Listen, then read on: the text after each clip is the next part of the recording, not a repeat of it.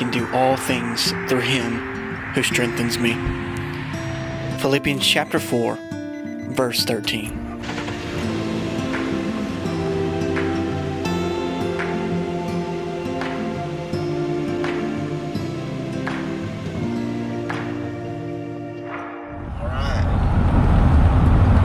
October 1st, 2022. It is 4 o'clock on the opening morning. So I'm heading about an hour 15 north of me to some public land, Comanche National Forest. If you're a hunter, you realize that nature does not bow to you. It's difficult to master, challenging to overcome, impossible to explore every detail of its complexity. Simply put, it just does not owe you anything. And believe it or not, the same can be said about the Scriptures. And while there's this simplicity to the Bible, it is at times difficult to gain understanding. There are challenges to overcome in the Scriptures. Its complexity truly is unmatched.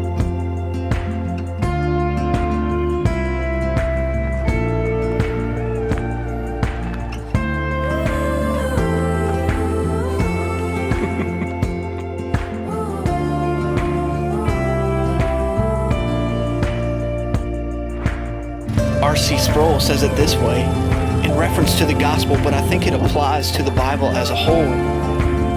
It is so simple that a child can understand it, yet it is so complex that the greatest minds could never wring it dry. One of the greatest failures you can have as an interpreter is to think that the Bible owes you something. The Sermon on the Mount speaks to this reality, that if you approach God arrogantly, you don't approach Him at all. That's gonna do it for this one. Didn't see much. Had a squirrel come in right on top of me. Got some video of that.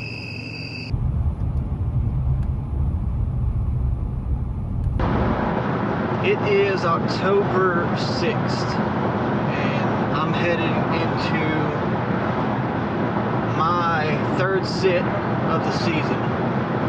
I hunted this past Saturday, the first, for 2 sits, and I hunted that morning, didn't see anything. I jumped to a different spot that evening, didn't see any deer, saw a couple squirrels. But this evening I'm going to jump to another spot. Try one more thing.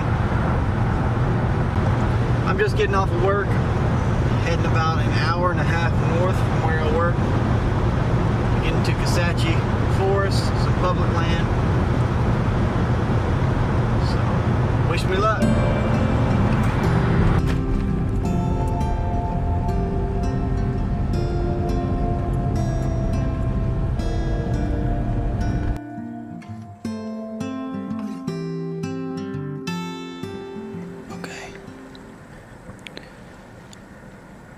Just got set up. I'm running a little later than I wanted to be.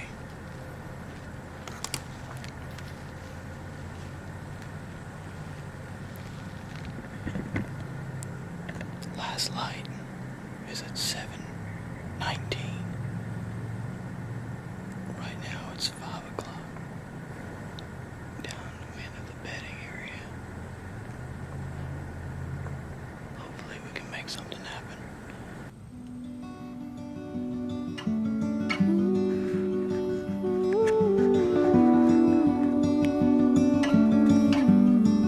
Yet we see so often people approach the Bible in their arrogance, and rather than contend with the Bible in hopes of right interpretation, they simply interpret any verse as they please, stating that this is what that verse means to me. That's going to wrap it up for this one. That's sit number 3. It is 7:19 7:18. It's 1 minute early, but I can't see a thing. We'll try it again in the morning. Can you imagine someone going deer hunting, and rather than scouting, rather than wearing camouflage, rather than being still and quiet in the stand, they come bulldozing into the woods, wearing blue jeans and a t-shirt. They pick some random tree and fidget with boredom the entire duration of the hunt. It's this type of hunter and this type of theologian that would then quote, "I can do all things through Christ who strengthens me." And they do so in hopes of killing that giant buck.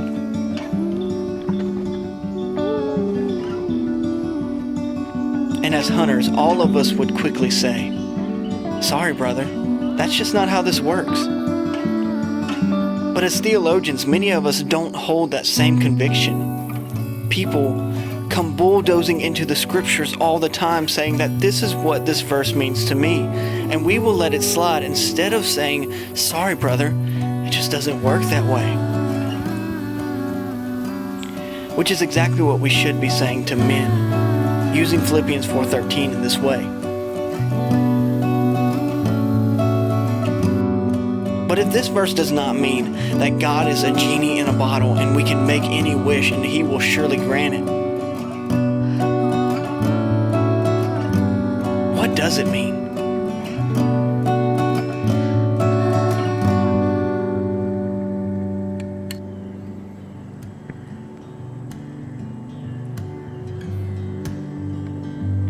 If you would like a chance of seeing the truth, you may have to do a little work. You may have to do a little scouting. And so, it calls us to our study. And we find this verse in a letter written to the church of Philippi, which is where it gets its title, Philippians. And as you begin reading this letter, you see its author is a man named Paul, and he's accompanied by his son in the faith, a man named Timothy.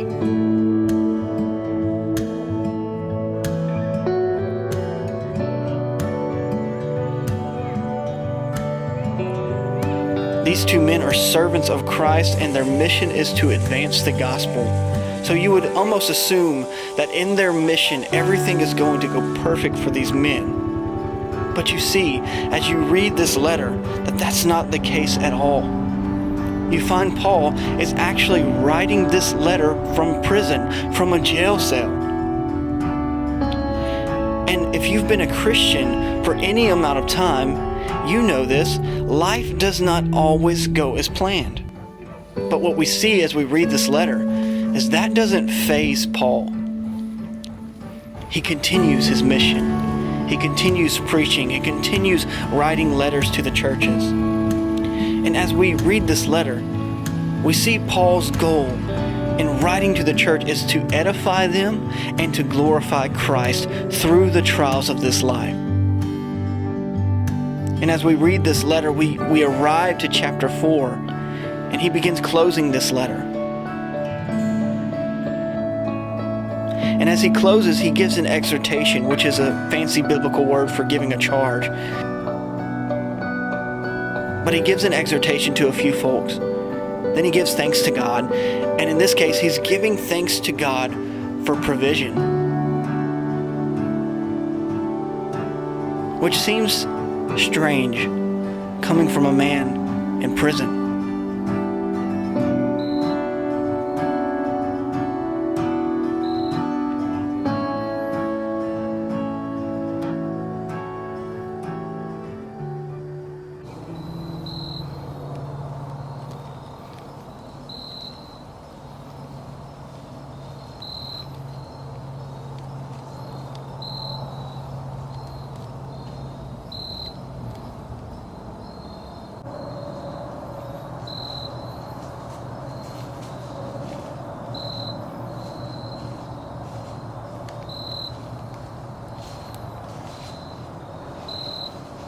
Mẹ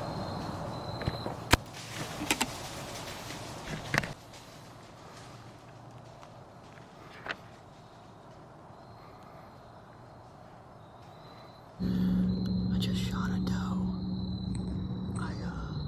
I don't know how well I hit it, but it was about 15 yards. I'm gonna climb down and try to find my arrow. just found my arrow. There don't seem to be any blood whatsoever. Then I found light hair. I hit low. No blood.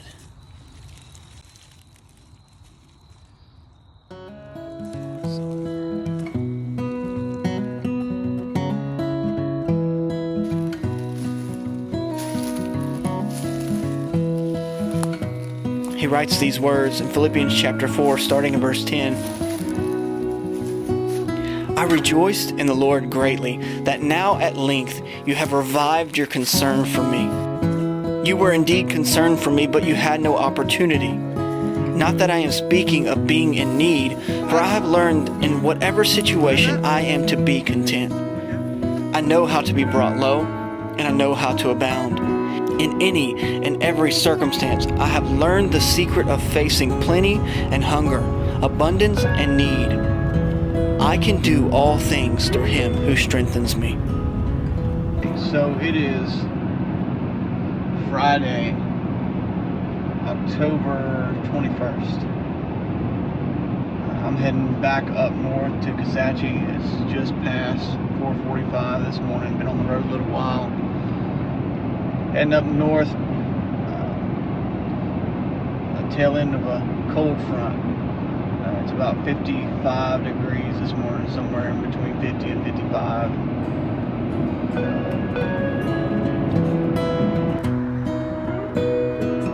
So what Paul is saying here, he is saying that whether I have much or little, prosperity or poverty, whether I'm being filled or going hungry, whether I have abundance or I'm suffering need, whether I'm at the mountaintop or in the valley low, I have learned to be content in whatever circumstances the Lord has sovereignly brought me to face, because He is my strength, because Christ is my satisfaction. Because circumstances did not dictate Paul's contentment in this life. Christ did.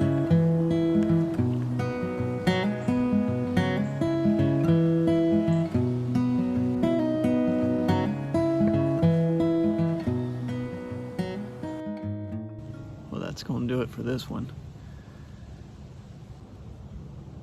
Gonna go ahead and pack it in. Don't seem like much is moving. I'll get back out there this evening.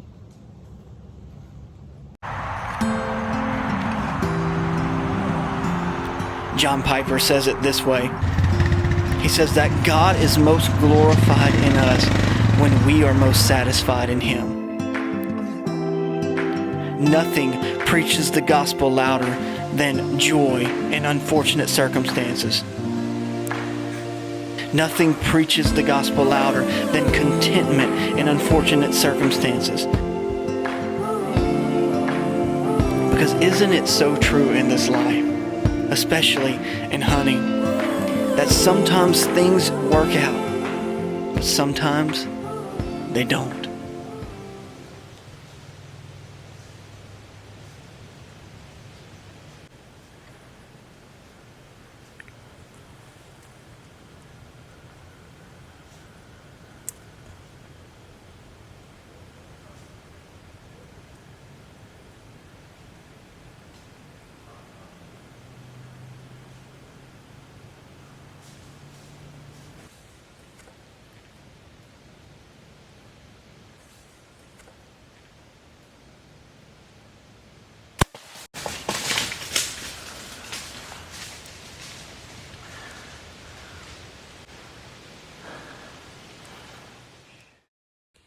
I just made a shot on one.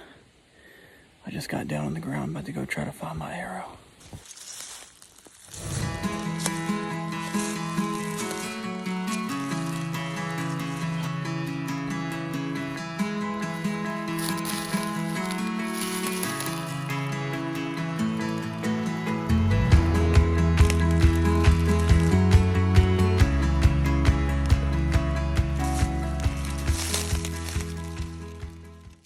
Alright, I didn't find it right off the bat.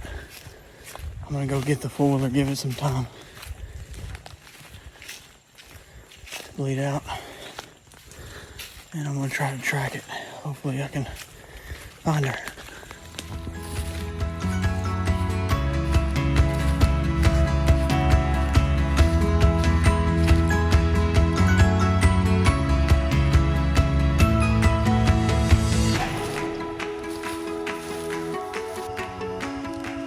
if you're a Christian, you have this unique opportunity to rejoice in suffering, not because we find pleasure in our pain,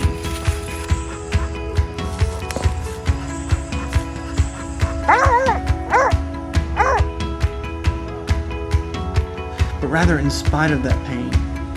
We have God's promise and His mission. The same promise and the same mission that Paul was clinging to go and preach the gospel, knowing that God Himself, the Creator of the universe, is with us. Sometimes it will work out. Sometimes it won't. But in all of it, it is for His glory.